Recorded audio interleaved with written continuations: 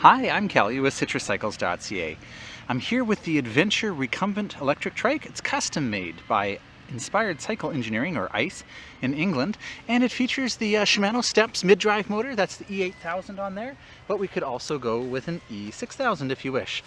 In this video, I'm going to talk about why you might want a recumbent trike, maybe dispel some myths about them. I'll go through all the details of the adventure, and I'm going to take you on a ride test. We'll also look at all the options you have for ordering one. Now, if you have questions, you want to schedule an appointment to come try it here in Ladysmith yourself, you want to check out the detailed specs, you want to look at the pricing, you even want to order it online with free shipping to most places in Canada, you can head over to our website at citruscycles.ca. You'll find a lot of other video reviews, including other bikes from ICE, or trikes, sorry, and of course our contact information so you can reach out to us with any questions you have. Now, I should mention I'm not getting paid by ICE or anyone really other than myself to do this video review. Obviously, I make a living by selling pedal assist electric bikes and electric trikes, but what's really important to me is that you choose the right bike or trike for your needs, and that's why we've got lots of different options, and that's why I do the video review. So in the review, I will be completely honest and talk about the things that I don't like, the things that I do like, the things that I might change, and you'll find that in all the videos. So if you do have questions, feel free to reach out to us. I spend a lot of time riding them, so I'm more than happy to answer any questions you might have. Alright, so before I get into the details, let's talk about why you would want a recumbent trike. And interestingly, there are some misconceptions about recumbent trikes, and really until I started riding them myself, I did not realize how much fun they could be. It's super fun. I've had such a great time riding them. It is different than riding a bike in many ways, but perhaps the best way to characterize riding a recumbent is that it can be both relaxing and thrilling depending on how you choose to ride it. So the relaxing aspect is both expected and unexpected. The relaxing aspect is both expected and unexpected. You can understand why it'd be relaxing when you have such a comfortable seat. Of course, you can adjust the angle, and you can even get a seat riser that makes it around the same height as my couch, making it really easy to get on and off. You especially notice the benefit of such a comfortable seat on longer rides, as you won't get the fatigue and soreness in your neck, shoulders, elbows, wrists, and of course your bottom that often happens on a longer bike ride. But for me, there were some unexpected benefits as well. The first thing I realized is that you don't have to get on and off each time you stop. You can stop and relax and look around and enjoy the view. I usually on my bicycle avoid stopping. I don't like getting on and off. I don't like stopping and having to start up again. My wife, for example, has tendonitis in her Achilles, and so it makes it hard for her every time we stop and start. It can cause some pain in her feet. So this was ideal for her because you stop and, well, you are in the same position as riding. Comfortable chair with your feet up. So I can always just stop and look around, and I always have a comfortable seat with me no matter where I go. So that recumbent position, where you're sitting in a really comfortable chair, has some excellent benefits that help you to enjoy your ride even more. Being a trike, of course, gives you stability that you won't get from a bike. Now, this is fairly obvious, but what was unexpected for me was what this means. What it means is with the two wheels on the front here and the wheel on the back, what we would call a tadpole, you can go as slow as you wish. Think about it, on a bike, you need to keep a minimum speed or you're going to topple over. You won't fall off your trike, no matter how slow you're going. And I'm going to show you that on the test ride. I'll have to go around tricky barriers, no problem. Go as slow as you want, line yourself up, and ride right through. You can also go on more challenging trails and terrain because there's less risk of injuring yourself. So I can head up on trails like this, and for people that you know, are a little bit uncomfortable, they're always worried they might fall over, not a problem on the trike. You're not going to fall off. So this was really unexpected because there is less of a risk of injuring yourself, and so you don't spend your resources trying to keep your balance. In other words, you're not both physically and mentally, when you're riding a bike, you are making sure that you're balanced, you're looking ahead, you're trying to avoid things that might cause an accident. And really, a lot of times the accidents aren't because of a lack of balance, but maybe they're poor trail conditions, inattention, sometimes wildlife like rabbits running out in front of you and that sort of thing. And now when you're on a trike, you aren't worried about those things. And it is really remarkable for a lot of our customers that I've spoken to them, and I've really pointed this out to them. When they think about it, they do expend a fair amount of their mental resources when they're riding a bike, just watching out for things and making sure, you know, that they're balanced and not going to fall off and hurt themselves, because they don't want to get hurt. And with the trike, you don't have to think about those things. So it becomes more relaxing because you can stop and look around. So I've talked about this kind of relaxing benefit, the stability, but what's really surprising is this is super thrilling. If you want to, you can go super fast, and because you're kind of lower to the ground, it feels like you're going faster than you are. One of my customers said it's like riding a go-kart. Now, he was a little bit of a more aggressive rider, going really fast, you know, trying to see if he could get wheel lift around the corner, so he really enjoyed that. But of course, you don't have to do that. The steering is actually very positive steering. It's very easy to control. We do have indirect steering that has a lot of benefits when it comes to recumbent trikes. It is going to isolate you from some of the road vibrations and that sort of thing, and at higher speeds gives you a lot of stability, a lot of confidence. You'll probably see in the ride test, I'm going to go down a hill maybe 60-65 kilometers an hour, and I feel safe and confident. I know that brakes are good, they're going to be able to stop me, but the handling is really very impressive, and so it can be quite thrilling if you wish. Now here's another unexpected benefit of the recumbent electric trike. You are actually safer on the road, and this is surprising because a lot of people will say, oh, you know what, that takes up, you know, a lot of room on the road, I wouldn't feel comfortable riding it. Well, here's the interesting thing. Cars don't pass you as close when you're on a recumbent trike. They actually seem to take me more seriously and give me a wider berth when they're passing, and only pass when it's safe. So that's pretty cool. And if they do pass really close, well, I've got the wheels here on either side that kind of keep me feeling, and probably doesn't really make a difference, but it makes me feel a little bit safer. But the other interesting thing is if you've had that experience where somebody passes you really quickly, maybe riding on the highway, and that kind of gush of wind kind of, you know, shakes you and makes you feel a little unstable, you'll still have that wind, but you won't be unstable because, again, you've got all three wheels on the ground. Now, here's another thing to challenge kind of the misconception that a recumbent electric trike can be more dangerous on the road. Take a look, I've got the flag there. If you look from the back, this is a big thing, right? You're not going to accidentally miss it, especially when I turn the lights on. You know, it's definitely highly visible, and that's actually more visible in many ways than a bike. So we've got those benefits of being safe on the road. Now, most of these benefits apply to all recumbent trikes. You may be wondering, why do I like ice trikes so much? Well, they are custom made in England, so the quality is very high. The engineering is impressive, and we can choose exactly the options we need. For example, with the Shimano Steps mid-drive, one of the great things about this motor is it's very reliable and easy to get service. Pretty much any bike shop is going to be able to deal with any Shimano issues you have. The other thing that I like about a mid-drive, rather than having the motor, say, in the rear wheel, is that you're benefiting from your mechanical advantage with the drivetrain. In other words, when you change gears on the mid-drive, on your back end here, so in this case I've got a Shimano Dior 10-speed, you could get a roll-off, you could get an internally geared hub, but when I choose an easy gear to climb hills like that, the motor, because it's turning the chain, is also now in an easier gear. If I had the motor back here in the back, then when I change gears, it has no impact on the motor because the motor's not turning the chain, it's turning the wheel. And so there's a big climbing advantage to having that mid-drive motor, because as soon as I choose an easier gear, you know, or a harder gear, that motor is also in an easier or harder gear and makes it much easier to climb hills. Speaking of hills, this is the high torque Shimano Steps E8000. It's got 70 Newton meters of torque. Torque is what we need to get up the hills, and that's something that a lot of people talk about, the wattage rating on a motor. Really what we care about is the torque rating, because the torque is what's going to get you up the hills. So you can go with this, which is the E8000. It has the high torque, 70 Newton meters of torque, or you can go with the E6000 instead. The E6000 gives you 60 Newton meters of torque. So it'll give you a little bit more range from the battery because it's not using as much power, but it won't give you as much torque when you're going up hills. One of the cool things about going with the E6000, and I'll talk about it a little bit later, is you can also go with automatic electronic shifting with an internally geared hub on the back, and so it can automatically shift for you, which is really cool. Another benefit of going with something like Shimano, which is obviously, very well known, easily serviceable if there is any problems, but generally it's problem free, is we are also using a standard Shimano battery. This is a 500 watt-hour battery. Again, easily obtainable from Shimano. Any bike shop can get this for you if you want a spare, if you need a new one in the future.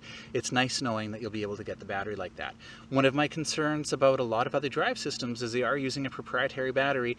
Are you going to be able to get that battery well into the future when you need a replacement? With the Shimano steps, we know that that's going to be possible. We've got a 500 watt-hour battery on here, which gives you lots of range. Now, I do love the Bosch system as well. It'd be really cool if we had the option of going with Bosch, but so far we only have the option of going with the Shimano.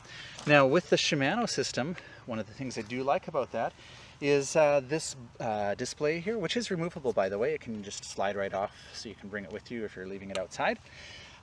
This is also Bluetooth enabled, so I can actually pair my phone with it, and I can customize the levels. So I've got off here, and then I have Eco, which is the lowest level of assistance, Trail, which is kind of in between, kind of adaptive, dynamic, and then Boost, which is full power. For each of those levels, when I pair my phone, I can download the app, and I can actually go in and change that. So I could make Eco really, really low, or medium, or high, and do that for each of these levels, which is really cool. Once you've paired the display with your phone and download the app, there is a riding app as well that you can use instead of the display if you wish, or in addition to the display, that shows you all of the data on the display. You can customize the screen to choose what information you're showing and the size of that information and that sort of thing, which is really cool. On the downside of the display though, compared to say Bosch, we do have that Bluetooth, which is awesome. The Bluetooth, though, unlike the kiosk display, isn't uploading any trip data afterwards, which is kind of a shame. That would be really cool to have. The other thing that would be really cool to have would be some way of charging your phone from the display so that you could use your 500 watt-hour battery here to charge your phone. Unfortunately, that's not an option with the Shimano steps. It is something we see on the Bosch, but not on the Shimano.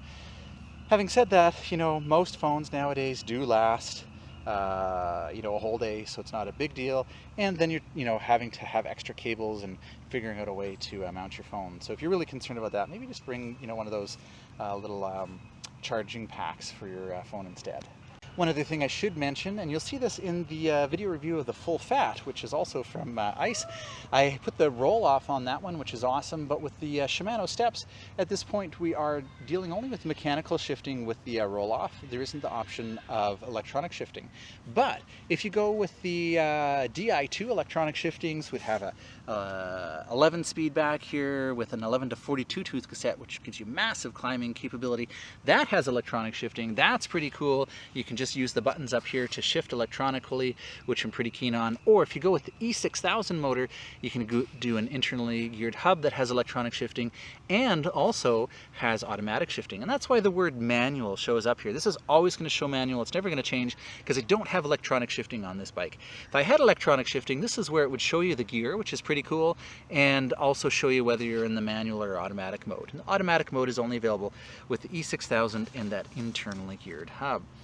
So with the Shimano display here, we do have the current time at the top there. My lights are on, the current battery level, current speed, the level of assistance. Manual is always going to say that. And then down at the bottom here, I've got a bunch of information that I can cycle through, which is really cool. You know what? While I'm doing this, I'm going to sit down because it's a comfy chair. There we go. All right, so I can cycle through this information by pressing the button on the display, but more likely when I'm riding, I'm going to use this button here. So we use the button here to change the level of assistance, Eco, down to off, and up moves it or the right button moves it up, so Eco, Trail, Boost. You'll notice it beeps when I can't go any further, so that's kind of handy. It's telling you, look, you're already in Boost. Doesn't do that at off. In fact, you can have it beep every time you press the button, and by default from the factory it does. It drives me crazy. So the first thing I do with the Shimano step system is going into the menuing system, and that's by pressing and holding the menu button, either on the remote here or on the display. And then you can look at all the data that's in here. You can clear the settings, you can change the clock, change the backlight, change the brightness, and there you can turn the beep off. I do that right away. You can change your units, you can change your language, you can change the font color, lots of different options. We don't have shifting advice because it's not electronic, but with electronic it can actually suggest when you should shift, timing, and display speed adjustments, and then we can exit back to the main menu there. So right now I've got this showing my cadence. That's really handy. You'll find the pedaling technique on a recumbent trike is a little bit different than a bike. At least I found that I have poor biking techniques, so I found that I really needed to teach myself to spin a little bit faster and to spin rather than push. And so having this cadence here helps me. You know, I started out probably 50 to 60 RPMs, and as I got more familiar with it, I was able to move it up to 80, 90 to 100, and that seems to be a little bit more efficient. When I press the button down here again, or on the display, I can see the next data, which is the trip distance. Now this is really cool. When you're on the trip distance, if you press and hold the menu button, you'll see it starts kind of highlighting it and flashing, and that means if I press it one more time, it'll reset it, so that's pretty cool. Press it here, there's the odometer on the bike. This is really funny. Between the two trikes, like within, I don't know, 2 weeks of getting them, put like 400 kilometers on them just because I couldn't stop riding. And it's interesting. You'll notice in the ride test video, I probably do, I don't know, a dozen hours of riding for the ride test videos, and then really try to edit it down because I really want to know, what the bike, or in this case the trike, is like, what it can handle. And so I've already put quite a few on here. It's been so much fun.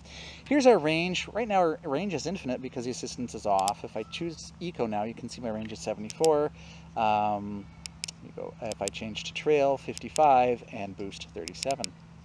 When I press the square button again, rather than having to cycle through my levels of assistance to see what it's going to be for each level, it actually shows me all in one screen. So this is pretty handy. If you've got range anxiety and you're like, oh, am I going to make it home?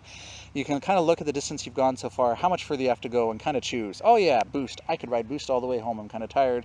Or, oh boy, it's a lot longer than I thought. I was having so much fun. I went on this crazy long ride. Let's ride home on Eco, so I've got the range. So that's kind of cool. Square button again takes us to the trip time, average speed, maximum speed. So on the way here to do the video, there was a nice long hill, hit 54.8. That's not unusual. And back to the cadence. So lots of information available on the display here. As I mentioned, it is removable. To turn your lights on and off, there's a light button here. This is handy. It does remember the last settings. So I always ride with my lights on. It's not using that much battery. It makes me a lot safer. And so when I turn it off by pressing and holding the power key here, when I turn it back on, it'll remember that the lights were on. Now here's a tip for you. When you turn the any bike with Shimano steps on, you don't want to have pressure on the pedals. Otherwise you'll get an error code. If you get that error code, just take the pressure off the pedals and start it again. So don't start riding and then turn it on. Go ahead and turn it on. And if you don't want the assistance, just ride with off. That way you still got your trip data and all of that information there. Now I should mention on the Adventure here, this is configured with your controls kind of on the left for the computer, and over here on the right we've got the shifting. The cool thing with Ice, because they're all custom made in England, is you can decide if you want them swapped or if you wanted everything on one side or everything on the other side. That's a really handy thing that you can do. One of the technical aspects that I really like about Ice, aside from using the mid-drive motor, which to me is really important, they also have this really very innovative system of braking that they call no steer braking, and I tried it again on the way here. I was going down a hill, pretty high speed. I had to signal for a turn and brake at the same time, and I was able to use just my right brake lever, and it didn't impact the steering at all. And you would think, well, that doesn't make sense. If you're going to slow down one wheel, you'd think that would impact on the steering or the handling. It did not. So this no brake steer does allow you to just use a single hand on one of the brake levers and stop successfully. Now, of course, ideally you want to use both if you can, but if you're in a situation where you have one hand signaling, or in the case the other day I had one hand eating ice cream, which you can do on a Recumbent, it's a lot easier than on a bike, you know that you're not going to have that problem with brake steer. Okay, so Ice makes a number of different models. As I mentioned, this is the Adventure. You'll also find a video review for the full fat on our website. What I like about the Adventure, it's actually a little bit of higher seating, and of course we can add that seat riser. It makes it really easy to get on and off. This is also very off-road capable, so I love that. This one we configured with the Schwalbe Big Apple tires, nice wide tire, balloon tire, gives you more traction and control. I've configured it with full suspension again for off-road riding. So you'll see in the ride test video, you can do a lot of off-road riding with this. This is a great, I think, calling it the Adventure really makes a lot of sense, because this is a great bike for exploring, for just kind of riding around and seeing where things go, where trails go. You see somewhere you haven't been before, go ahead and check it out. You've got that comfort comfortable riding position. This is something you can sit in and ride all day, unlike a bike where you might start to get sore. So I really do like having that kind of off-road aspect of it. They also make something called the Adventure HD. That's a little bit wider and it has a higher weight capacity of 325 pounds. It's also designed a little bit for taller riders. The seat's a little bit deeper as well. Now you can configure on the ICE website or on our website all the different options. Our website might be missing some of them. We're working on updating them, but it can be confusing. Okay, there's so many choices that you can make, which is great, but it can be confusing. So feel free to reach out because we can help. You know, we've got some experience riding these. We can tell you based on, you know, what you plan on doing with it, what some of our recommendations would be. So feel free to reach out to us and we can definitely help. Okay, so let's get into some of the details and some of the ways that you can configure the bike. Let's talk first about some of the comfort aspects. Let's talk about the suspension. So on this particular adventure, we selected to go with the rear suspension. You could go with rigid, that gives you better transfer power, but honestly, we've got that motor. So we don't really care as much about a little bit of loss of efficiency because we've got the motor to help us out. It's a little bit lighter, but again, you know, by the time you add the battery and the motor and all of your gear with you, that weight difference is going to be pretty minor compared to the overall weight. So I wouldn't necessarily say, oh, get rigid because it's lighter, you know, more efficient. Really, the main reason somebody would go with rigid is they're trying to save money because it does add a little bit to go with the full suspension. But definitely recommend having it. You can see we've got a couple elastomers there. You can actually change those to different sizes. We've kind of got a soft and a medium. You could change it to 2 mediums or medium and hard or something like that. And then you also have some tuning that you can make, so you can actually change the position on these to adjust how the suspension feels. So I'm just going to pick up the bike here and you can see kind of the wheel wants to stay on the ground, and that's one of the big benefits of having full suspension. It's super comfortable, right? So it's isolating you from the bumps. You can see it's kind of traveling there. If we were going over bumps, it's kind of isolating you from those bumps, which is great, but it also gives you that control, which is really important. So this is actually very effective on the ride test. You'll see nice and smooth, much more comfortable ride. And here's the thing, when you have the assistance from the motor, you may end up doing day-long rides, and that's when you really appreciate having that suspension, especially if you're on rougher roads, which you can do with this bike, right? You can go the most interesting way, the less traveled way, the rougher road, because you have the assistance from the motor. So you don't have to go the shortest way, you don't have to go the boring way, you don't have to go the dangerous way. Go the most safest, go the most interesting. So there's hills, so there's rough terrain, you've got the motor to help you, you've got the suspension. It's going to be a lot of fun. At the front we actually have what ICE calls their road response system. This is actually an elastomer based system as well. It is very effective. It minimizes the vibrations that otherwise is going to go right through the frame and into the handlebars and really cause you to be tired. So this helps to reduce fatigue a lot. I definitely recommend it if you can. And of course, you can tune it as you wish. We can swap those elastomers to different weights and lots of adjustments that you can make. There's dampening here and a dampening screw to adjust the dampening on the handlebars. Lots of adjustments, lots of comfort-oriented things, which is really nice.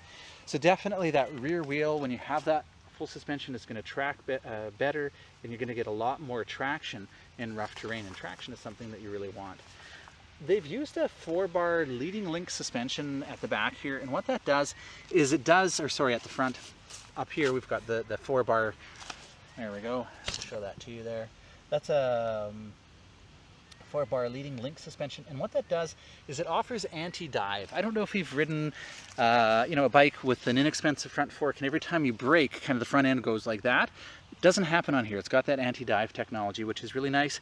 There's no bump steer, so when you go over bumps, it's not going to impact on the steering at all. So I definitely recommend it. Along the lines of comfort, let's talk about seating. On this one, I've chosen to put the Ergolux seat. It does have some ventilation channels in here, you can see, for hot days like it is today. But just, wow, super comfy. I like the way they've kind of shaped it here to keep you feeling like you're secure, very, very comfortable. We can add a headrest. I've got one coming in that will add to that. Your other option is the mesh, and I'll quickly switch over to show you what that mesh looks like. Here's the mesh seat. You can see there's lots of ventilation in there, a little bit of padding at the side, and these straps in behind, you can see them through here. You can adjust the tension on those to tighten that up, which is great, very comfortable. We still have the zipper compartment at the top here, and I've also installed the headrest on this one. So this is height adjustable. You can really dial it in to where you want it, make it really comfortable by the time you add that, and the wrist rests, it's very comfortable. And here I also have these side pod bags, which are pretty cool. We've got a strap here to hold them up, and then it's really quite clever. The zippers kind of go from the top and the bottom. They meet in the middle or on the other side, which means it's really easy to get into there when you're riding. And in fact, there's a little compartment in there as well as the main compartment for organizing. So you, without having to get off and reach around behind your rack, you can actually just, while you're sitting on the trike, reach in there and grab anything you need. High capacity as well. There's lots of room in there, and these are very easy to remove. There's a clip at the top here. There we go. And clips on the side, and then it just comes right off if you need to bring it in with you. So very comfortable mesh seat. Headrest is nice, and these side pods are a really neat accessory that you can add as well. So both of the seats have this really cool zipper compartment up here with some organizers in it. So you can say I put tire spray in. I've got a little compartment for the keys, sunscreen, you can put your wallet in there. Really handy, zips right up. We've got a reflective stripe on the back there as well to keep you safe. Lots of safety and comfort oriented things.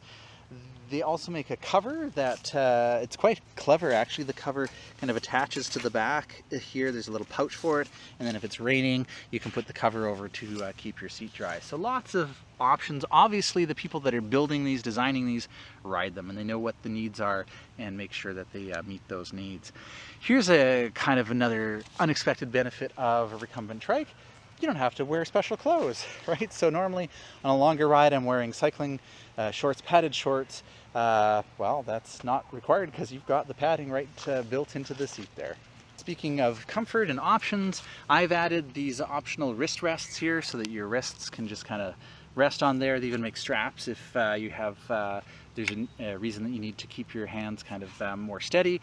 Lots of adaptability options like that, which is really cool. I mentioned the headrest as well, which is really quite comfortable.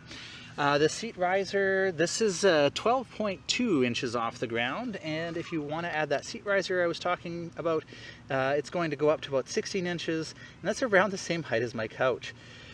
When we talk about getting on and off, there's an optional helping handles that you can get to help you, because what you don't want to do is you don't want to use the handlebars to help yourself get on and off. These are actually adjustable, so there is a quick release down there, and you can adjust the width and adjust the angle on them.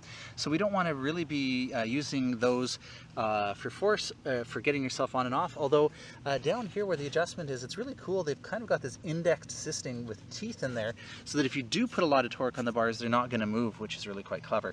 But if you're looking to get on and off, kind of use the side of the seat there, or get those helping handles, which can be really cool.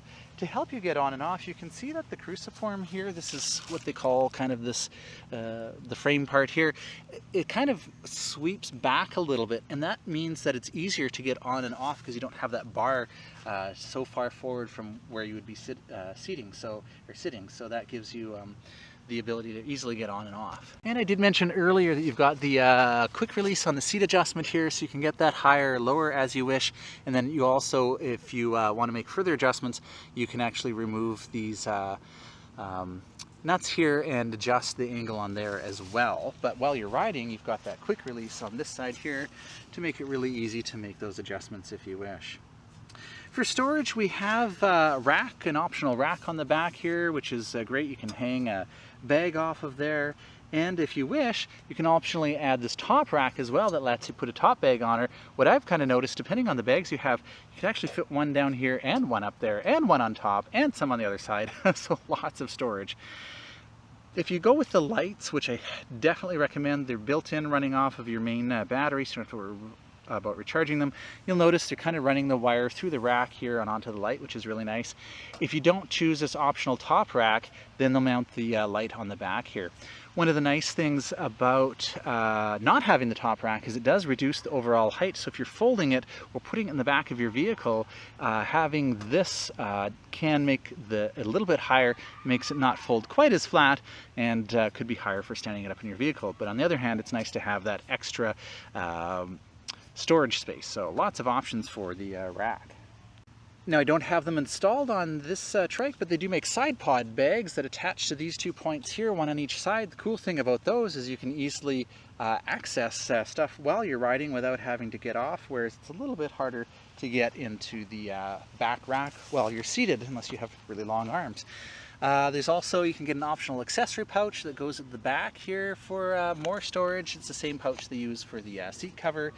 And what else do we have? Oh, we can even put a handlebar rail kind of on here that allows you to put any sort of standard handlebar bag. So if you've got a handlebar bag you like, you can mount that as well. Lots and lots of storage options. We've got an optional water bottle riser here, so you can see there's the mounting points for the water bottle there and there, but this riser kind of puts it up on a nice angle, really easy to reach. Definitely recommend that. And you'll probably find yourself doing longer rides, so this aquedock is really cool here. The aquedock mounts to the seat, back of the seat, and allows you to mount a second water bottle holder there. You can even put one on the other side and have 3 of them if you wish. And of course you've got those other bags and handlebar options. Lots of ways that you can bring stuff with you, especially on a longer ride. Another option you can configure when you're ordering the bike is to go with front fenders if you wish. These are really clever because we've got the full suspension. We have to be careful, mindful of how we attach the fenders, and these actually work with the suspension system. Very clever that way. And of course you've got the rear fender as well. Definitely having fenders if you're riding in wet weather can certainly be a good option to consider. For pedals, you can choose the pedals when you're configuring the bike. The main thing that we want to consider is how are you going to keep your feet from falling off, because if they fall off at high speed, say over a bump, you don't want to run over your leg. We call that leg suck, and yes, that would suck. You can actually get very seriously injured.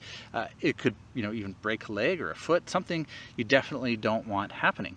So think about how you want to keep your feet in. What I've been doing is I've been riding with clipless shoes. You can see the cleat in the back there. That connects into the pedal here. These are clipless. It's kind of funny to call it clipless, but that's what they call it.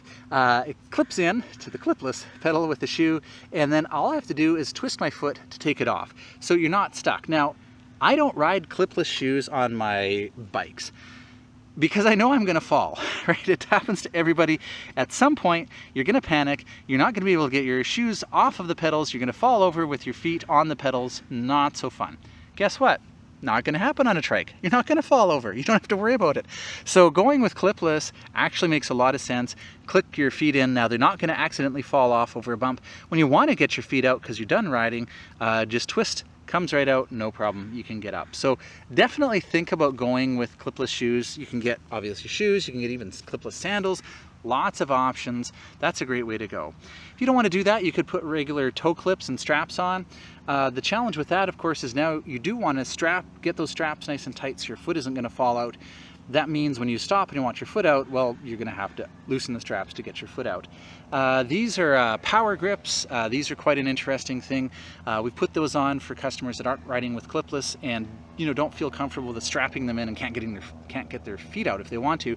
With these, you put your foot in at an angle and then straighten them, and that kind of locks your foot in to easily release your foot. You turn and release like that, and easy to get your foot on and off. So lots of different options. So let's talk about fit. It's really easy to dial the trike in to fit you. I've gone with the easy adjust system here on the front booms with quick release, so I can basically open up these 2 levers, slide the boom in for somebody with shorter legs than me, and slide it back out for somebody that's testing this bike with longer legs. That's nice even for transporting as well. You can get that boom in shorter so it takes up less room. And these pulley systems here take up the slack, because of course if we make this shorter we're going to have extra slack in the chain, and that's going to be a problem. Now if you're not sharing this with anybody, then what you would do is you don't need to go with the the easy adjust, and we would cut the chain to be the right length for you. But now that we've cut the chain, you don't have a lot of flexibility. You've got a little bit, obviously, to move it forward or back, but not a whole lot without us having to put extra links in, or if you're making it shorter, take some more out. So if you are going to be sharing the trike, or everybody, because everybody is going to want to ride it, I can tell you that. I get that question all the time, and of course, yes, you can ride my trike, no problem. Because I've got the adjustability here, and that's probably not something you expect yourself to be saying, yeah, you can ride my trike, but it does happen, believe me. It's so much fun. People are going to want to try it. Having that easy adjust does make it easy for people to be able to ride it. I'd mentioned the handlebars, the angle here, we can adjust, of course, to whatever angle you wish, and then we can also make them narrower or wider, which is really handy as well. In fact, and I mentioned the indexing system that really makes them secure. Ice gives you lots of options, right? So for shorter riders, we can actually get an adapter that moves the seat forward. For taller riders, we can move the seat back. Lots of different options. You can even get different crank arm lengths. So this is a standard, I think it's a 170 or 175 millimeter. You could get shorter crank arms, lots of different options. Speaking of different options, let's talk about the rear tire size. So with the Adventure, you have two options. You can go with the 26 inch, which is what I've got here, or you can go with the 20 inch, which of course are what's up front here. So with the 20 inch, it's a smaller tire, obviously, like this one here, and it gives you lower gears. So if you're needing to climb really, really steep hills, you could go with a smaller tire. It gives you, an easier time climbing the steeper hills, but you also have the motor to help you, so I'm not sure that that's super important or not. They are a little bit stronger because the spokes are closer together on a 20-inch wheel. On a 26, you are getting a little bit lower rolling resistance. It's a little bit better at spanning gaps or bumps, maybe a little bit more comfortable, and it'll roll a little. You can get rolling at higher speeds a little bit easier. Some people like the look of the 26 on the back and the 20s up front. Some people like all three 20s. Some people don't want to bring two different spare tubes, a 26 and a 20, so they'll get all three the same, but you've got lots of options. With the tires, you can actually choose. So I went with these Schwalbe Big Apple tires. They've got the reflective sidewall, which I love. It's I think about a 2-inch wide tire, so lots of width there. I did that because I like to go off-roading, right? I like to go on gravel roads and logging trails and all of that, and having that extra width does give me more traction, makes it a little bit easier on loose stuff to get up the hills. More comfortable because it's a lower pressure, high volume of air, what we call a balloon tire, so lots of comfort and stability there. But if you're mostly riding on pavement, you want to go fast, lots of different options. You can get the Triker. There's probably, 4 or 5 different tire options right from the factory, and of course you could choose it yourself. Here's how customizable ice is. You can even choose the tube type. So I went with a Schrader tube because with the Schrader valve, this is kind of your standard automotive valve. You can go to the gas station, borrow their compressor, although nowadays you actually have to pay for air at gas stations. It seems wrong, doesn't it? But anyways, if you have an old pump, it'll work with that. Or if you want to go with a Presta, you can do that as well. It's your choice. They are using Schwalbe high quality tires, tubes, and actually Schwalbe tires for the most part as well. It's nice that they're always using quality and giving you those options. So here's an interesting tire upgrade. We actually put a Schwalbe Marathon GT365 on the back here. It's a 2-inch wide tire. Of course, being Marathon, it's very, very high degree of puncture resistance, incredibly high degree of puncture resistance. The GT365 tells you it's kind of an all-season, all-year tire, and you can tell by the tread pattern here, it's a much more aggressive pattern. Still fast rolling, actually. I didn't notice a huge increase in rolling resistance, but definitely noticed a big increase in traction, especially climbing up hills like this where you've got wet grass. It's performing really well into gravel and sand and loose material. I'm really enjoying the extra traction provided by this more aggressive tread pattern. So that's an upgrade option that we can do for you. It's not part of the ICE configurator at this point, but we can put that on for you if you wish.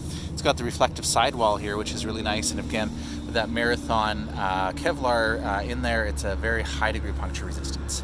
So now let's talk about your gearing options. You can go with a hub gear where all of the gears are inside the hub, protected from the elements. You don't have to worry about derailleur hanger and riding through long grass and getting the grass caught up in there or hitting that over rocks or bumps or that sort of thing.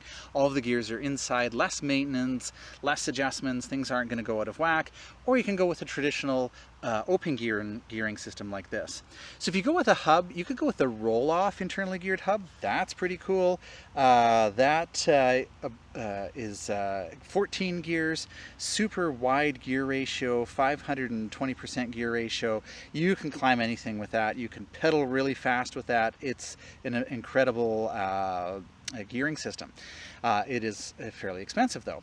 You could also, if you go with the E6000 motor, go with the Alfine neck. I think it's an 8-speed internally geared hub.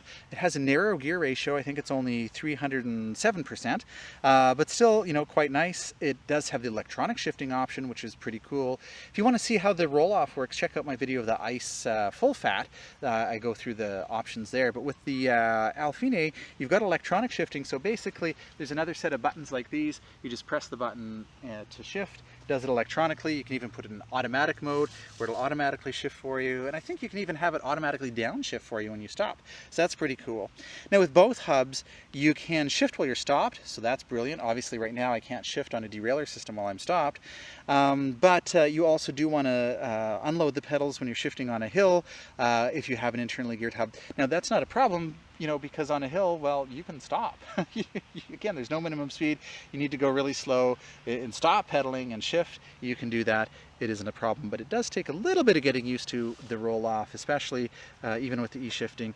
You do need to ease up on your pedaling in order to shift. Or you can go with a more traditional system, the derailleur system here. We do use a bar end shifter. Super easy to figure out how to use, just to pull that towards you or push it away from you to change gears. Again, you need to do that while you're pedaling.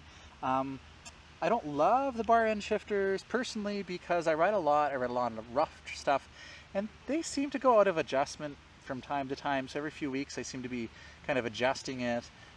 Maybe it's because it's a relatively new trike and the cable's still stretching, but I don't love the bar end shifter. It's okay, it works, it's very intuitive. Riding a lot of rough stuff, maybe worth going with the electronic shifting. And if you do that, then instead of this 10-speed, which I put on here, and you could even go with an 8-speed, but you know what?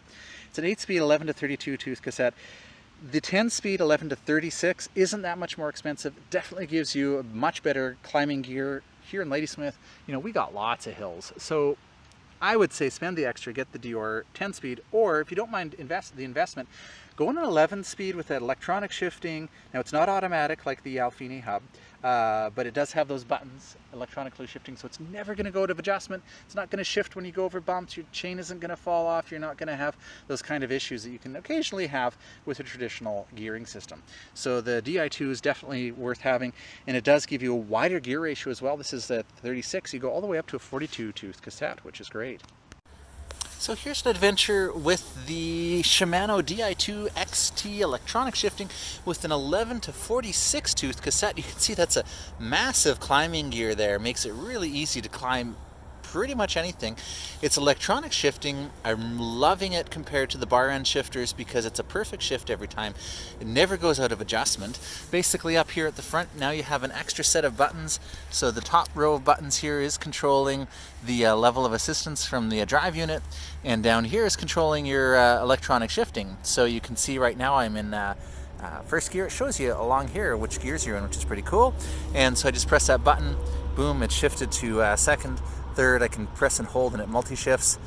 Now, I'll put it back down in one because technically speaking, like a regular drivetrain system, you shouldn't try to shift while you're stopped because when you start pedaling, you're going to get a little bit of grinding. Now, with that electronic shifting, it is so reliable that we have had a few customers that, have been in a position where they forgot to downshift before they stopped. They shifted while they were stopped, kind of gentle on the pedals, and it actually shifted pretty well for them.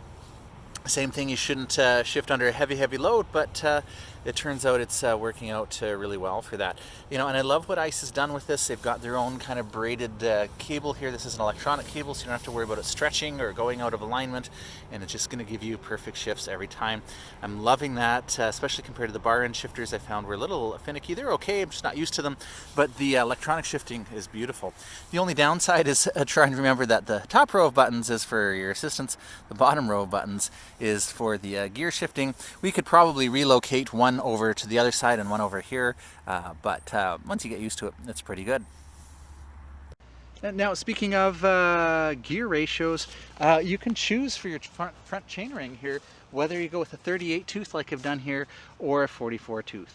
With a 38 tooth, you are going to find that it's easier to climb hills. So if you're going with that 8 or 10 speed on the back, you may want to go with, if you have a lot of hills like we do here at least, you may want to go with the 38 to make it easier to climb the hills. Now, if you go with that 11 speed on the back or with the roll off, which would be really cool, then I would go with the 44 tooth because then you can pedal faster. So with this configuration, I can climb hills really well. But, you know, 40 some kilometers an hour, there's probably no point in me pedaling anymore because my legs are going to be spinning too quickly. If you like going fast, and you go with the roll-off or the 11-speed Di2, and you go with a 44-tooth chainring up front, then you can actually pedal, you know, pretty fast, so that's a lot of fun. So if you're configuring, you're looking at the video going, wow, that does look really fun, and you come and try it, you go to the website and you're looking at all of the configuration options. One of the options you have is disc brakes or drum brakes. Now, if you're riding a regular bike, you're probably not familiar with drum brakes. Disc brakes are definitely more common these days. And with the disc brake, it is more effective. They work really well. The downside is you're having to change the brake pads more frequently. Now, by more frequently, it's every few thousand kilometers. With the drum brakes are more aerodynamic. Well, I'm not as concerned about that. I've got the motor to assist me. It's a pretty heavy because of the battery. I bring all sorts of stuff with me when I'm riding. But if aerodynamics is important to you, or not changing the brake pads are important to you, go with the drum brakes, but they're not quite as effective as the disc brake. For a parking brake, you've got 3 options as well, and a parking brake is what, you know, I've parked on a bit of a hill here, right? And so if I take the parking brake off, the trike is going to go for a little ride without me. Not such a nice idea. Or if I would just want to stop on the hill and enjoy the view, which I frequently do, both going up and going down. It's one of those unexpected benefits of a recumbent trike is, you know, I can be going down a hill, beautiful, I'm just going to stop and look around. Going up a hill, same thing, stop and look around. It's not going to be a problem. Something that I don't often do on my bike, well, because I don't like stopping and starting and getting on and off. So anyways, let me go back to the idea that you would want to put a parking brake on so that you can stop on the hill and not have to hang on to the handbrakes at the front there that are braking the front wheel. You can put a brake on the rear wheel. Now the brake on the rear wheel is just for parking purposes. You're not going to use it while you're riding. You're going to use that to keep yourself stationary. You could get a Velcro strap that you put around each brake lever at the front so that your front brakes act as your parking brake. That's inexpensive, but rather inconvenient having to find them each time and put them on and off. I would go for the V-brake as I did on this bike. So now we've got the little parking lever here. Just release that, and if we were on a bit of a slope here, it would roll away and put that on. Now it's not going anywhere. We've got the V-brake on. If you tend to ride with a lot of gear, so like for myself on the full fat, I put a disc brake parking brake on the back. It's a little bit more expensive, but a little bit more robust, because with the full fat, it's a heavier trike to begin with.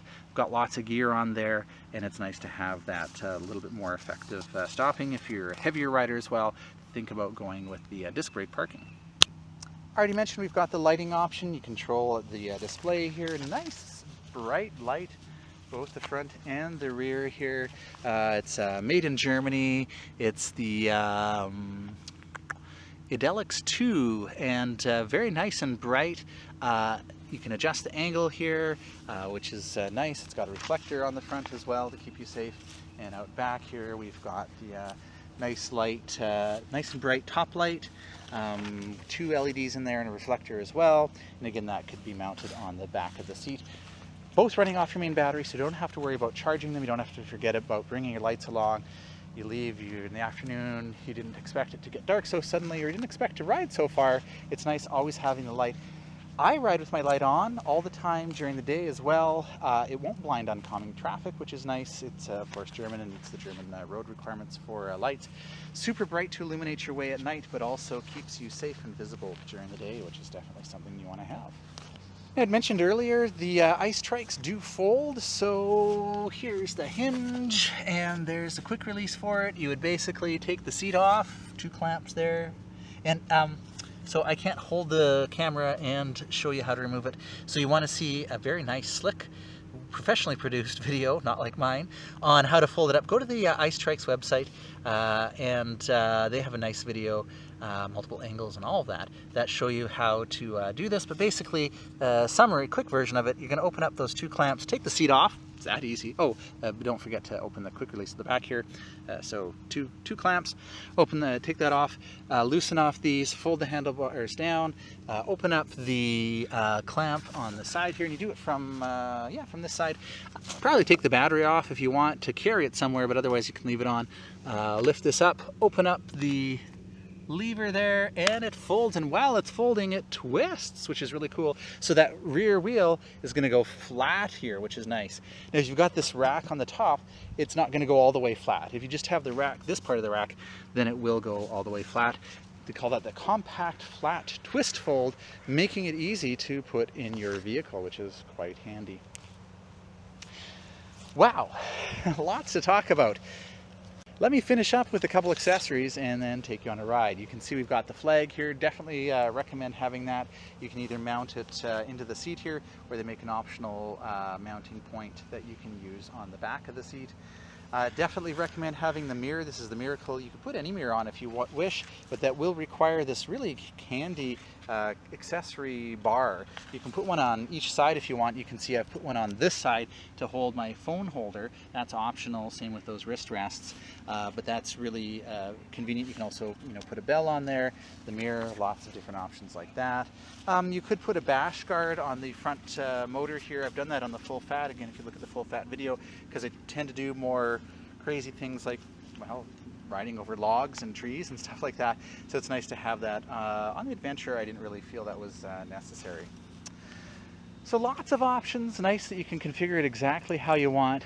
Super fun to ride. I'm going to show you that on the ride test video now. But if you've missed anything or if you have any questions, you can head over to our website at citruscycles.ca. So we'll start the ride test with some hills on pavement, and then we'll get into some trails.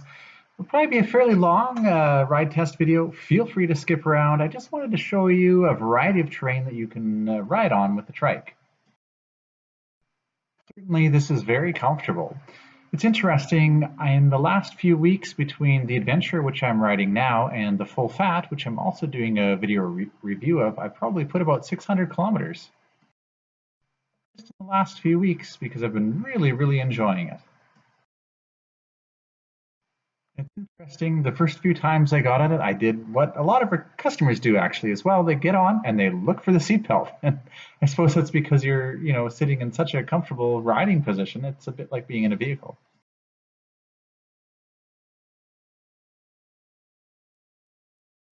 And really, this is, I've got the Ergolux seat on here. And it's probably one of the most comfortable seats I have. It just really, kind of cradles you. It's cushy. It's just so relaxing, and that's, I think, was one of the surprising things for me, was learning how relaxing riding a recumbent trike can be. So just a little bit of an incline there. Not much, we'll get to some bigger hills. But it's certainly nice having the Shimano FD8000 recumbent trikes on hills can do more work than on a regular bike. I noticed myself. The first few times riding, I was just slower overall. But I'm starting to see my speed increase.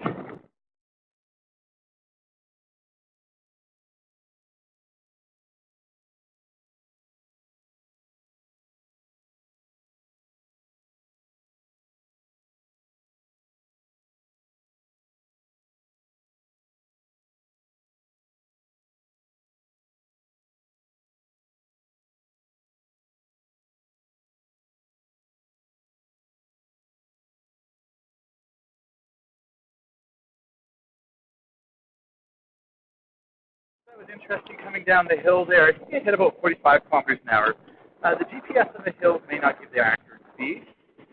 And I was actually, in my hardest gear, still able to pedal. Mind you, my cadence was up to about 110 RPM. So really after that, then you might as well just coast and enjoy the ride. Certainly it's a very comfortable way to enjoy the ride. Now, if you wanted to be able to pedal much faster than that, you could get this configured with the roll-off, which is definitely going to give you higher pedaling capabilities. Or you could go with the DI2 11 to 42 tooth cassette.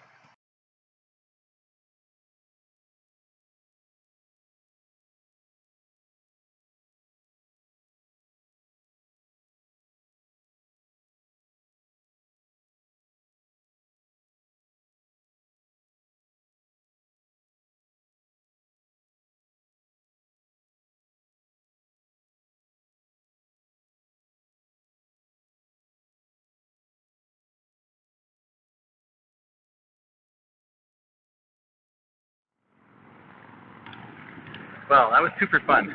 It's you've got this amazing view here. You've got a great view from this chair. It's so comfortable going down the hill. Now, Ice talks a lot about their no brakes here. And testing it out going down that hill, it's totally true. You can actually just use one or the other brake lever. Obviously, you want to ideally use them both. But it's nice being able to just use one. Like here, for example, you can't see on the video, but I'm signaling a left turn. And to do that, then I can only use one of the brakes. And it doesn't impact the steering or the handling at all if I'm only using the one brake, which of course you wouldn't expect. You would think that, it's going to affect the steering if you're only braking with one wheel on the front.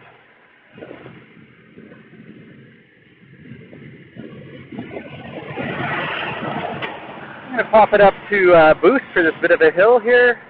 GPS might show you the gradient in the bottom right corner. Definitely hills, on a recumbent trike can be slower. Having the assistance from the Shimano steps is fantastic. And I've been learning some new pedaling techniques, learning to spin a little bit better. And after a few weeks of riding, I can actually get around the same speed climbing hills on the trike as on my regular bike. And part of that was just kind of learning how to better kind of use the muscles that are different muscle groups on a recumbent trike than on a bike. I can remember the first few rides, my legs were sore, and I haven't had sore legs in a long time, and I couldn't figure out what's going on. It's like, oh, right, these are different muscles. So I had to build up my trike legs.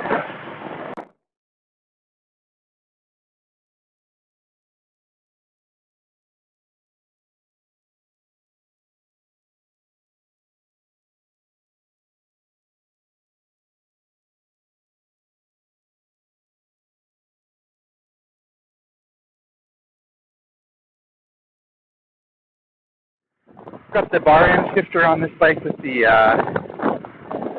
10-speed Shimano VR. Again, if you wanted more top end or low end, you could go with the roll-off, which is fantastic, or even that 11 to 42 with the electronic shifting. It's pretty awesome as well. Got another long climb here to show you what you can do. One of my initial concerns with the recumbent was visibility on the road, and how traffic would be. And what's really surprised me is I seem to get more respect from cars in the recumbent. So people aren't going to try to squeeze by me, especially where there's traffic calming or things like that. I found in the past on a bike, I'd really have to ride defensively. With the trike, it seems that people really recognize that I'm taking up a little bit more room, which is funny, because I'm not sure that I am. If you measure the width of the handlebars on my mountain bike, I don't know that they're much wider than the whole trike, but it gives a perception. And even as the rider, like my wife really noticed, she feels way safer on the trike, on the road, because, you've got these wheels kind of protecting you. I know it's psychological, the wheels probably won't do a whole lot, but one of the things that does happen is if somebody passes you closely on your bike at a high speed, that kind of blast of air can make you unstable. You don't have to worry about being unstable on the Trike, of course. So here I can stop, I can enjoy the view. This is another thing that I had to, and, oh, no problem on the hill, by the way. It was a long climb. Move it back down to trail from boost. Yeah, something I really had to kind of teach myself was to stop and look around and enjoy things on the Trike, because really, you know, I can stop at any point, and it's no different than riding in that, it's hard to explain, but on a bike, when you stop, you know, you have to get off, you have to put your feet down, you have to change your riding position, you have to balance the bike, and so a lot of times I try not to stop because I don't want to have to do that. With the Trike, you know, we can stop and see if there's any ripe blackberries here. I can ride right over to them, try not to ride over the thorns, and, you know, I can start, I can stop, I can go as slow as I want, I can crawl along here, and I don't have to worry about balance. I don't have to worry about the hassles of starting and stopping. I can just go whatever speed I want, sit and relax and enjoy the view. So I actually had to kind of train myself to go, you know what, stop more often on the Trike. Stop and look around and really enjoy the view.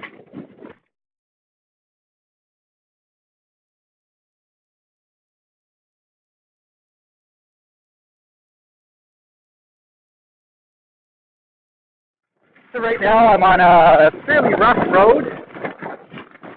Well, trail really.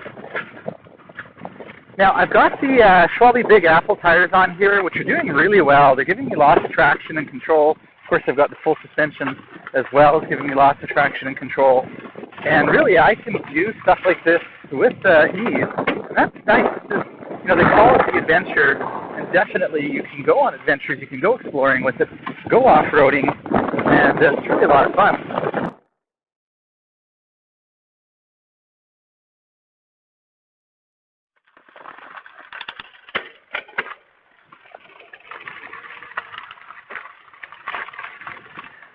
If you ride a lot of trails like this where there is a lot of potholes and bumps and that sort of thing, then it's definitely worth investing in the suspension. I know some Trike manufacturers talk about how the seat, you know, gives you suspension, and it does to some degree, but it's not particularly effective or as effective as the suspension over the bumps.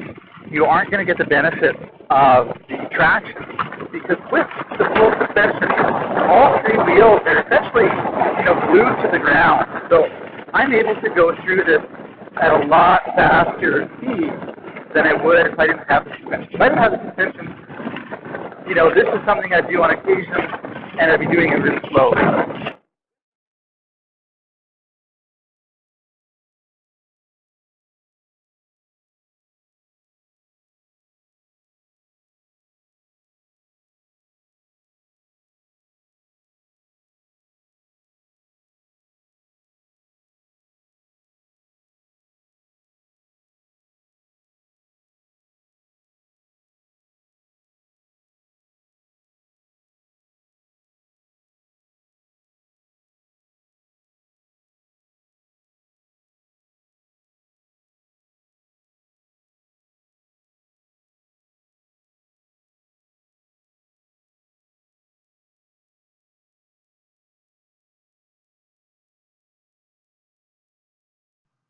Now, here's another fun thing you can do with a Trike. You can stop in the middle of a hill, put the parking brake on, relax, and look around. So I've got the V-brake parking brake on the Adventure here, and it's working really well. I'm not sliding backwards at all. I can stop, relax, enjoy the scenery. When I'm ready to go, just release the parking brake and be on my way. Again, this is something I kind of taught myself to do, because I wouldn't do this on my bike, right? I would just kind of stop and go, oh, you know, this is really nice here, you know, because it's in the middle of a hill, and it's going to be hard to get going, hard to get on and off the bike. And with the Recumbent, I can stop whenever I want, look around, take pictures. Definitely been taking a lot more pictures on the Recumbent, and, you know, having some of those side pod bags that ice makes could be really handy for that, bringing your camera along. And just, when you see something nice, stop and take a picture.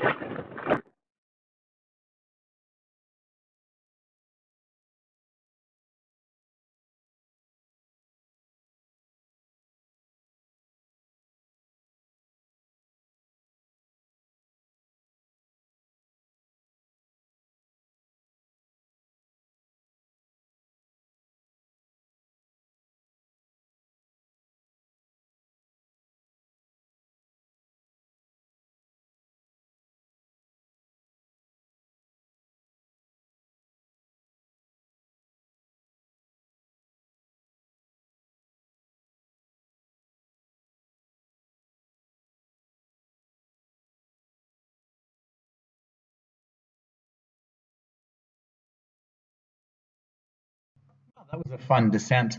One of the interesting things about a recumbent trike is because you're lower to the ground, it actually feels like you're going faster than on a bike.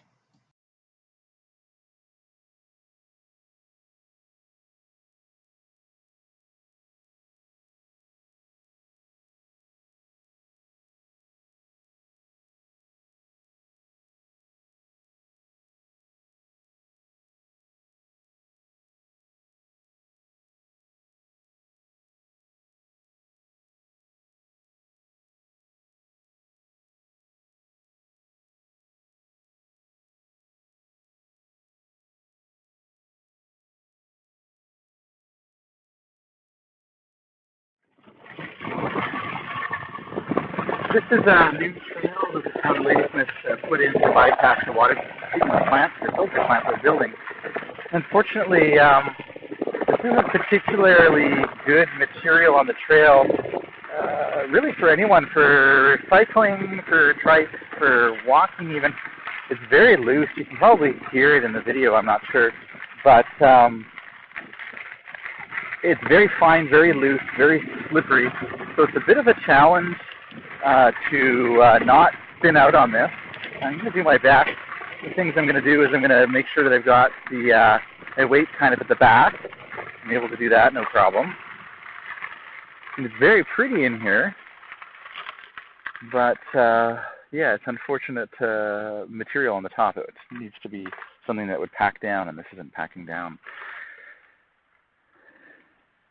One of the other interesting things about the recumbent trike is, I've ridden all of these trails a lot on my bike, and you really get a much different perspective because you are lower to the ground, and everything just looks a little bit different. I notice a lot more things on the trike than I would on my bike.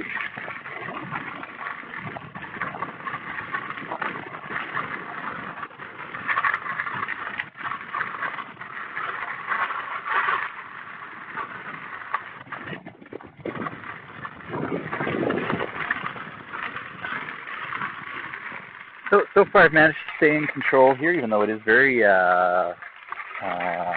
slippery. Well, maybe not slippery, slidey. Again, if this was something you're riding on a lot, then that full pad is really nice with those 4.8 inch wide tires. Definitely gives you more stability, control, and traction on loose stuff like this. But even though I find on my mountain bike with a 2.8 inch tire, this can be a little bit of a rougher terrain. And for a lot of people on their bikes, they end up walking this because it is so slippery. Now, here's the cool thing about the trike is I don't have to walk it because, well, I'm not going to fall. I'm not going to fall out. I might slip a little bit more than I would like. I'm being really cautious around the corners here. Don't want to wipe out on the video. There we go. So you do, get those benefits of the trike of having so much more stability. And I can go as slow as I want down here, right? I can even just stop and go, okay, well, this is freaking me out. I'm going to go take a rest or whatever. And I don't have to get off. I don't have to worry about starting again.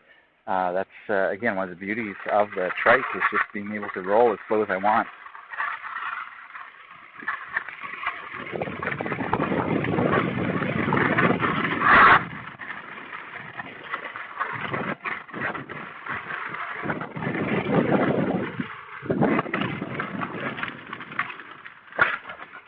I made it through there, no problem.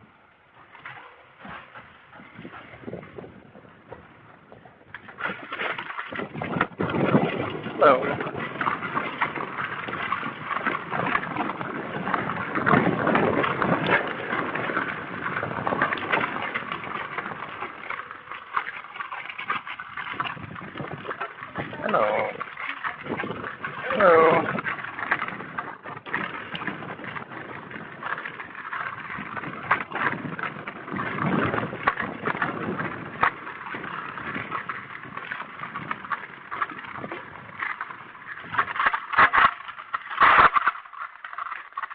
It's a really hot day today, so it's nice again on the trike, just finding a shady spot where there's a bit of breeze, and I just stop and hang out for a while, and then I can get rolling again.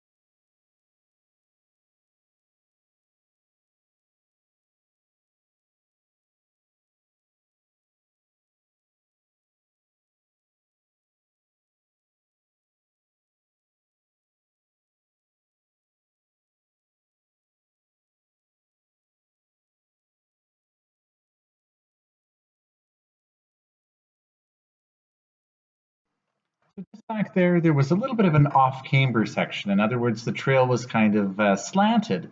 And your first few times riding a recumbent trike, it might freak you out because it feels like you're going to tip over.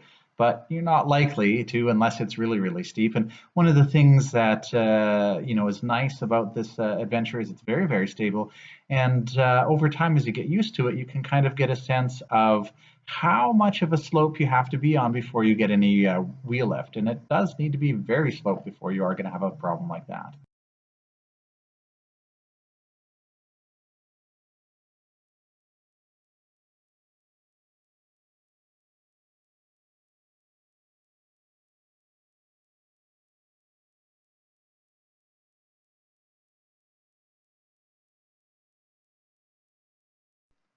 And the interesting thing is that you don't really notice that much when you're walking, or especially riding a two-wheel bike on a trail like this. You don't notice that it's kind of sloped one way or the other way. But once you get on the trike, you definitely notice it a lot more. But it's just a matter of getting used to it.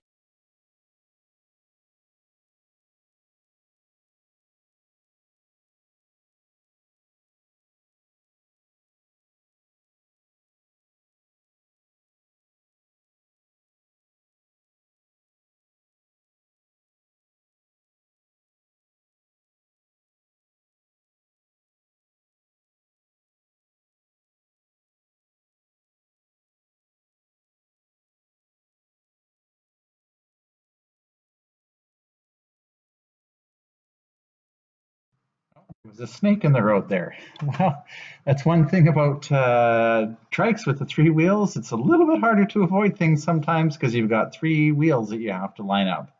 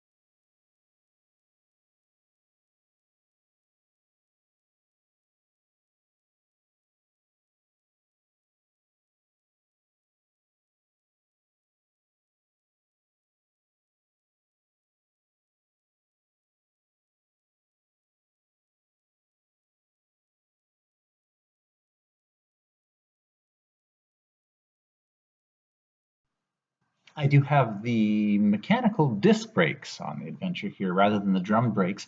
They do have a good amount of stopping power. I'll get going pretty quickly on this hill. It's a fairly steep hill, and I can slow down as quickly as I need to. There's lots of stopping power in these brakes.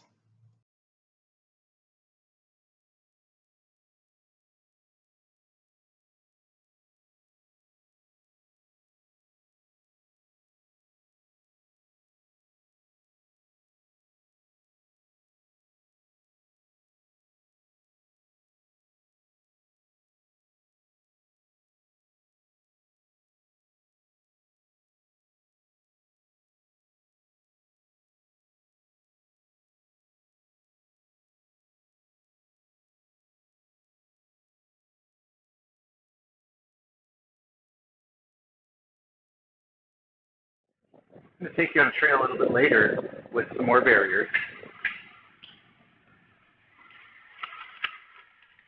And what you'll find is that I actually haven't come across a barrier that I can't get around yet. So that's really nice. I mean, it's relatively narrow, and the great thing about the Trike is there's no minimum speed. You can just roll right up to it, go as slowly as you need to, and roll right around.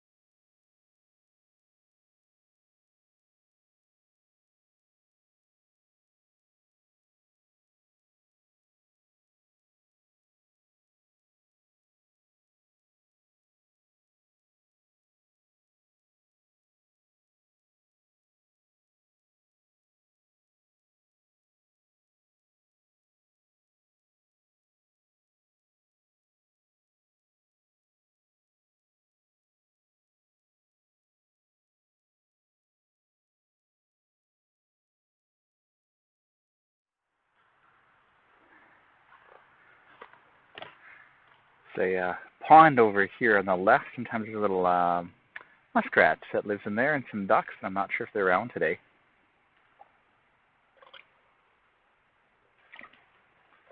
I love having the water bottle here with the riser. That's really handy.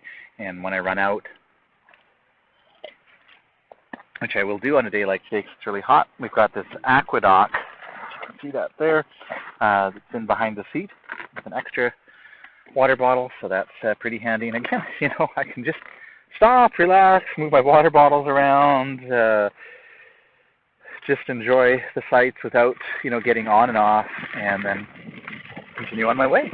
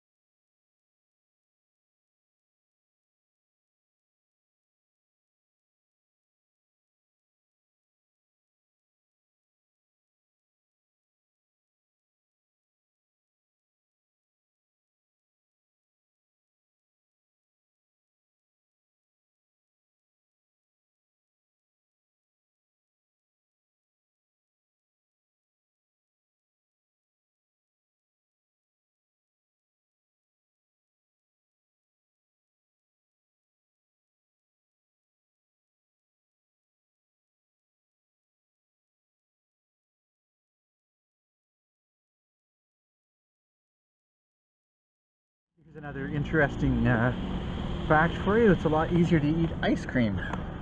Just take a look at some of the trip stats here. I'm not back yet, but that's where we're at right now. I've gone 27 kilometers on this ride, 407 on the bike in general. Now I have 31 kilometers left on trail. So since I've done 27, did it say? Let me see here. Yeah, 27, and I've got 31 left, so it means 58 kilometer range on trail. On this ride so far, I've done some hills, a lot of gravel, as you saw, quite a number of hills at the beginning. I've ridden exclusively on trail and boost. I haven't ridden on eco at all. So that's actually pretty impressive range with the amount of hills and gravel that I've been doing on a combination of trail and boost. About 57 kilometers left. Probably by the time I get back, it'll be about 60 kilometers range on the single 500 watt-hour battery on a combination of trail and on boost. Now, when I hit the button here, it's actually going to show me the range for the rest of the levels as well. So if I put it on Eco, you can see it gets quite a bit further range. And certainly, I would expect about 120K or so on Eco on moderate conditions. I've been riding for an hour and 22 minutes. My average speed has just been under 20 kilometers an hour. That's a little bit slower than I usually do, probably because I was on a lot of trails where, of course, you're not riding as fast. I'm a little bit higher than that most of the time. And maximum speed was almost 60 kilometers an hour. And again, back to taking a look at my cadence while I'm pedaling. So I love having the stats on the display there, really useful. Definitely get good range with the Shimano Steps E8000. I anticipate even further range if you go with the lower torque E6000, but I do like having the torque of the 8000. Here's another great example of one of the things I love about having a recumbent trike with the parking brake. A lot of times in the evening I'll come here, I'll just kind of set my parking brake here on the slope and enjoy the sunset over that way over here in Ladysmith on beautiful Vancouver Island. So many great places with really great views, and when you've got the recumbent trike, you can just stop, relax, and take it in. So another awesome thing. Went a little bit off, straight across the slope there, no problem. With again, your first few times it'll feel a little bit weird, but once you get a handle on what you can do with the bike, the trike, sorry, you'll start to feel more comfortable doing this thing.